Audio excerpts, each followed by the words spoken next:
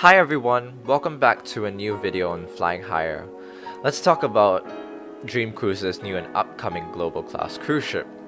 Now, Genting Hong Kong recently celebrated the 25th anniversary at Kai Tak Cruise Terminal in Hong Kong, and in lieu of doing so, they revealed new information about the upcoming global class fleet of cruise ships joining World, Genting, and Explorer Dream.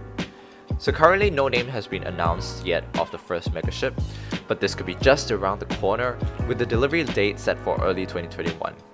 These images are all taken from Dream Cruise in what seems to appear as an artistic impression of the inside of the 204,000 gross ton megaship.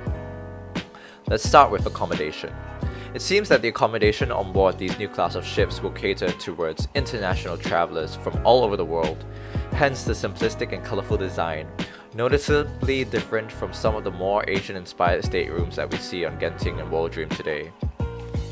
The color palette used seems to be a warmer and calmer tone, more inviting in a sense than compared to the other ships.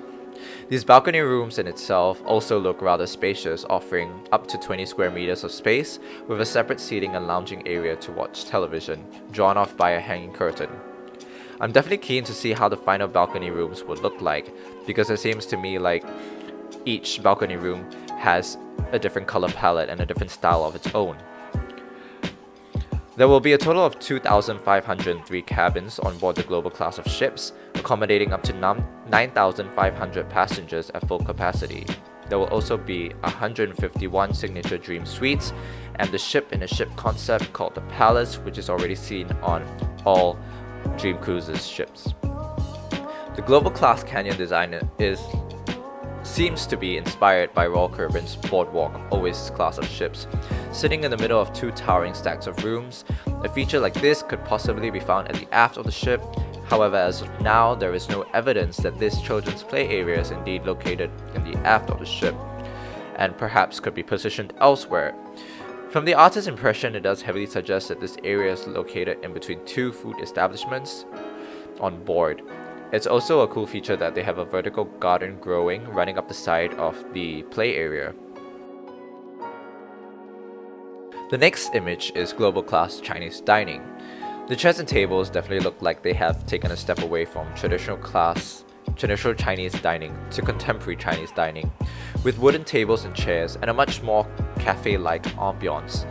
The evolution of these Chinese-inspired ships are evolving to appeal to the main markets.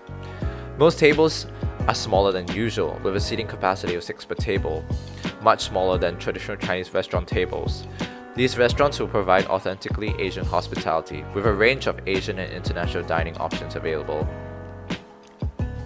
The global class of ships will feature a theme park at sea with the world's longest roller coaster and largest cinema at sea. We can expect to see lounging areas around the outside of the cinema halls with food and bar options nearby. This design screams elegant with its blue and black undertones, yet hip look. The theme park on board seems to have a go-kart track of sorts. Whether that's a temporary setup or not remains a mystery, but this looks like it could be targeting towards children. Apart from that, there also seems to be a Sky Jungle obstacle course, much larger than the one you would see on Genting and World Dream throughout the park. It looks as though Genting Dream wants to introduce clubbing at sea with what seems to be Zouk nightclub, but outdoors instead, at the aft of the ship. More of like a beach party themed club. Dream Cruises is taking first to a whole new level, with 8 sets of escalators being found around the ship. They have also said that the ship will be one of the most technologically innovative in the region, with the ability to open your cabin using your smartphone, and the staterooms will require passengers to use their voice as an activation for controlling lights. They have also confirmed that this megaship will be sailing into ports of New Zealand, Australia, the Baltic Sea, the Mediterranean Sea.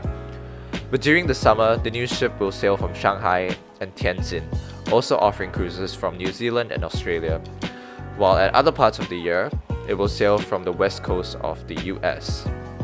So with such extravagant destinations around the world, I would be keen to see what some of the itineraries would look like, especially with grand voyages coming up. The cruise industry has grown so rapidly in the Asia Pacific region in recent years, so let me know in the comments below. Have you been on a cruise before? Thanks, and see you in the next video.